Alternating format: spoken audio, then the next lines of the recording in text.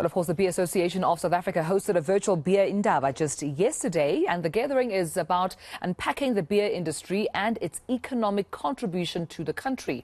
Now, beer is considered the hardest working beverage as it has the power to drive job creation and economic growth. And some of the key speakers included Oxford Director of Economic Impact Consulting, Pete Collings, as well as Heineken SA Managing Director, Jordi Borrut. But for more on this, I'm now joined by the Beer Association of South Africa's CEO, Patricia Pillay, this morning. Patricia, thank you for your time and good morning to you. Let's unpack the economic impact of the beer industry on the South African economy. How significant is it? Morning, and thanks for having me. I think for us, some of the numbers that come through are 249,000 jobs that are created by this beer industry. But I think very important for us is the supply chain that we support as an industry and the contribution that we make to the supply chain. So when you look at the downstream that we support, 33 billion rand is spent on goods and services. So there are various numbers that are in the report, but those are the kind of numbers that we're celebrating. And with those numbers, Patricia, is that why you are deemed the hardest working beverage in South Africa? The productivity is calculated in terms of various factors, the skills levels of the employees, in terms of the labor intensity of the jobs.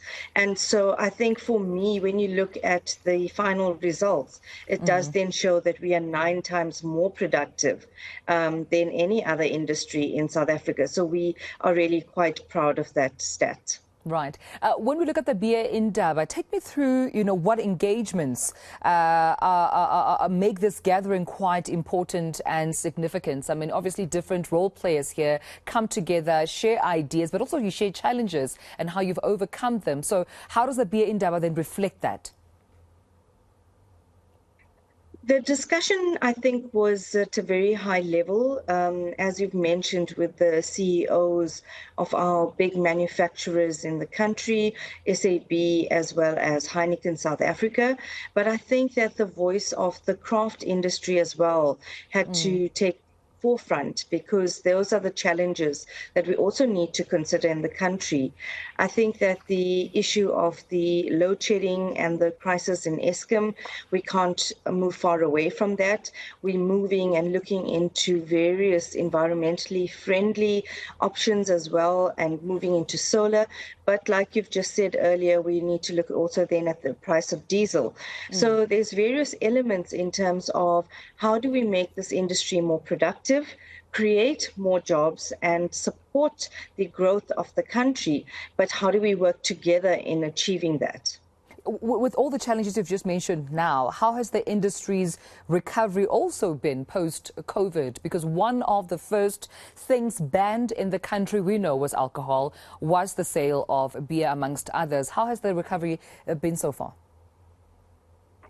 I think that a bigger business perhaps has been able to recover a lot quicker in terms of the recovery post-COVID. We have seen a growth in terms of the industry. It is the smaller craft brewers that still are finding it very difficult. A lot of them shut shop during the COVID period and have just not been able to recover.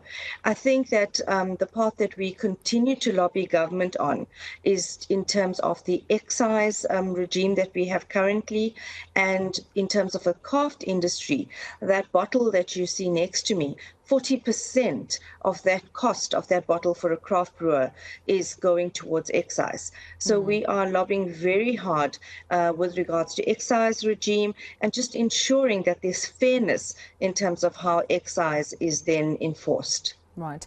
Patricia, I want to talk about the festive season period, which is upon us. Does the industry have any campaigns that have perhaps even started yet when it comes to driving responsible drinking during this period? Yes, very important for us is the responsibility that we have, not only to produce the beautiful liquid, but also to ensure that our consumers consume responsibly. Beer is the lowest ABV across the categories, so we pride ourselves in terms of being a drink of moderation.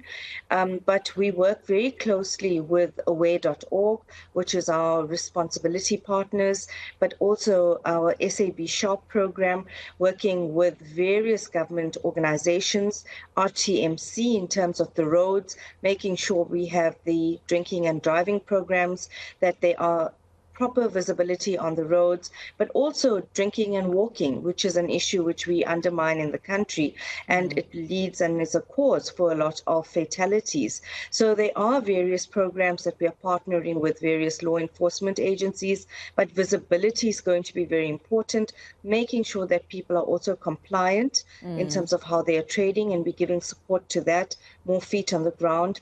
And we just encourage everyone to drink responsibly, behave responsibly during this festive season. Yeah. And what about clamping down on those, traders who actually don't have liquor licenses? I was reading quite recently of a coffee shop that had to be closed down in Tshwane because of illegally selling alcohol within their establishment. We know that's a problem in South Africa, in many parts of our townships, as well as rural areas. But also the sale of alcohol being, done with minors, with children coming in to drink at establishments, or even buying alcohol. Any drives that you're doing in working alongside law enforcement to ensure that you minimize that, but also make sure that it comes to a complete stop? This is a huge problem for our country. It is a societal problem in terms of underage drinking and binge drinking. But these are the communities and the problems that we need to isolate and work directly with. So I think that for me, the partnerships that we have established with the various liquor boards around the country are going to be critical, especially at this time of the year, but throughout the year as well. I think that ensuring that people are educated. For example, in October, we run a campaign, and September with the Deputy Minister of Social Development in terms of fetal alcohol syndrome. And it's those kind of campaigns that we need to continue and will continue over this festive season. I think that in order to make a change and let people be able to behave responsibly, it's the partnerships with these liquor boards, that we ensure enforcement takes place, that we ensure that we're out there being visible, and we will not trade with anyone who does not have a liquor license.